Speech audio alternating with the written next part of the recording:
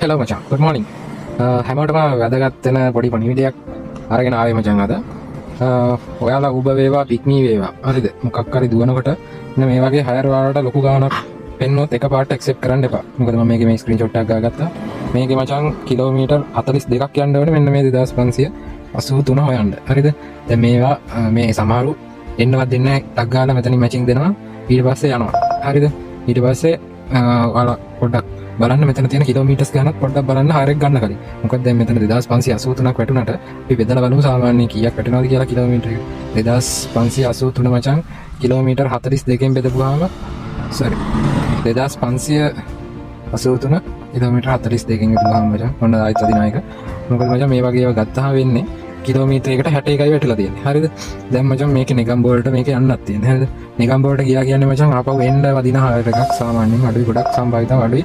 ගොඩක් වෙලා වේටින් ඉන්න වෙනවා සාමාන්‍යයෙන් සමහර වෙලාවට ආපහු කොළඹ පැත්තට එන්න. ඉතින් මචං කිලෝමීටර් 42 රුපියල් 60 ගානේ ඉතින් වාට ආපහු කිලෝමීටර් 25ක්වත් එන්න ඕනේ මචං. ආපහු හයර් එකක් ගන්න. ඒ කියන්නේ ජානල පාගම වයි චිට්ටෝටවත් එන්න ඕනේ මචං හයර් එකක් ගන්න.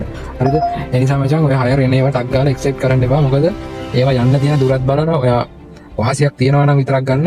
නැත්නම් අතහැරලා දාන්න. මොකද දැන් කිලෝමීටර් යන්න 42යි එන්න 42යි එනකම් වැදුනේ නැත්නම් කිලෝමීටර් 80ක් විතර එන්න ඕන රුපියල් 2500ට.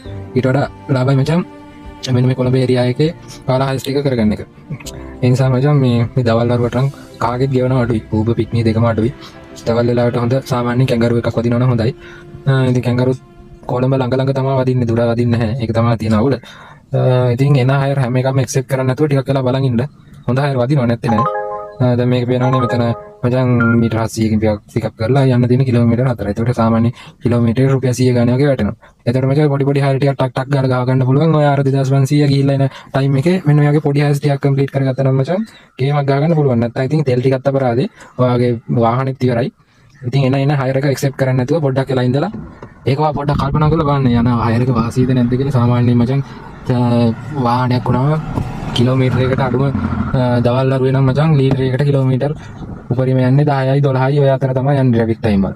ඒ නිසා මචං හොඳට කල්පනා කරලා හයර්ස් ගන්නකොට අරන් දුවන්න. ඉතින් කියන්න තියෙන එච්චරයි. ජය වේවා.